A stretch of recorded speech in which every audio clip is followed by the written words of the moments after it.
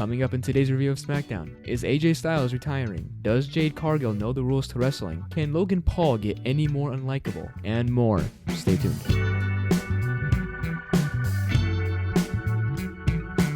Welcome back to another video. This episode was stacked with King and Queen of the Ring quarterfinal matches, leading us closer to the PLE in Saudi Arabia. And I'd say this is where the tournament gets really good. The first round, it was kind of obvious who was going to pass to the next, but here I was actually questioning on who was going to come out on top. So let's get into it. The show opened up with Tiffany Stratton taking on Bianca Belair, which was pretty awesome. These two are the most athletic women on the roster. Tiffany was pretty smart here, taking advantage of Bianca's ponytail by grabbing it and whipping her everywhere. Does anyone know if that hair is real? Some great parts of this match include Bianca countering Tiffany's handspring splash into a huge German suplex, and the ending where Tiffany went for the prettiest moonsault ever, but Bianca pushed her, causing her to land on her testicle, allowing Bianca to deliver the BFT and get the 1-2-3. A great match. I could have seen either of these two winning. Tiffany is extremely over with the fans, and I'm sure she's still going to get pushed after this, because losing to Bianca Belair isn't a big deal. It's like losing a basketball game to Michael Jordan. Thumbs up. Next, it was time for the boys. LA Knight versus Tonga. This one was a little different because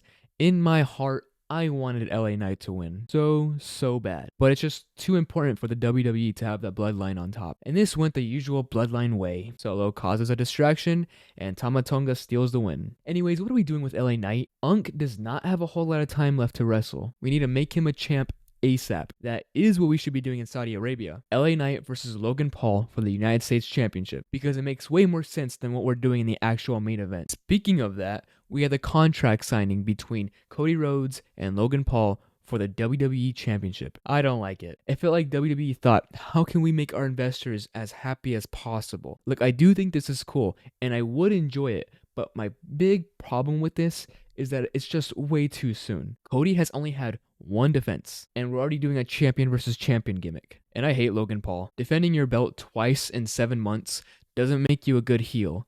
You just suck. In other news, DIY won their SmackDown debut against Legado Del Fantasma. Thank God they're finally done fighting the LWO. Those two factions have been fighting since before I was born. However, since they lost here and Santos lost in the first round of the King of the Ring tournament, I'm not sure what direction these guys are headed in. Speaking of direction, I say we make DIY the tag champs. It feels like they're in a constant loop of becoming #1 contenders, but then losing the title matches. A feud with Johnny Gargano and Austin Theory would go so hard, especially with their history in NXT. So just pull the trigger on DIY. Then we went into Jade Cargill versus Nia Jax. This was weird. The brawl quickly went outside the ring, with Jade Cargill hitting Nia Jax with a steel chair, causing a disqualification. Why did she do this? I think WWE was like, well, we can't have either of these girls lose, so let's make it seem like the new girl doesn't know the rules, which kind of makes Jade look a little dumb. I think I would have rather just have lost. But looking past that, Nia Jax is the GOAT. I thought Nia Jax should have won that Women's World Championship Battle Royale a couple weeks ago on Raw, so I absolutely believe that she should win the Queen of the Ring tournament. She has been just so good since she returned. But sadly after that,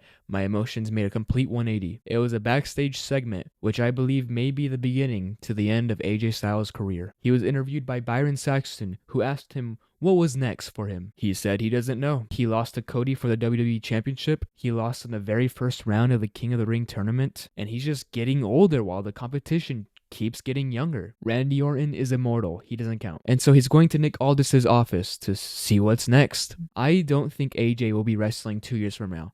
Heck, it might even be 1 year from now. And it looks like they've started to plant the seeds of the end of his career. Speaking of Randy Orton, it was time for the main event. Randy Orton versus Carmelo Hayes. The oldest versus the newest. I really liked it when Carmelo Hayes smacked Randy Orton in the back of the head. And that springboard into an RKO for the 1-2-3.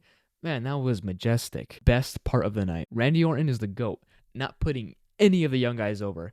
It's his time. Randy 2024. So next week, we'll be getting Randy Orton versus Tonga in the semifinals for the King of the Ring tournament. A sort of rematch from Backlash. Does WWE do Randy Orton versus Gunther in the finals?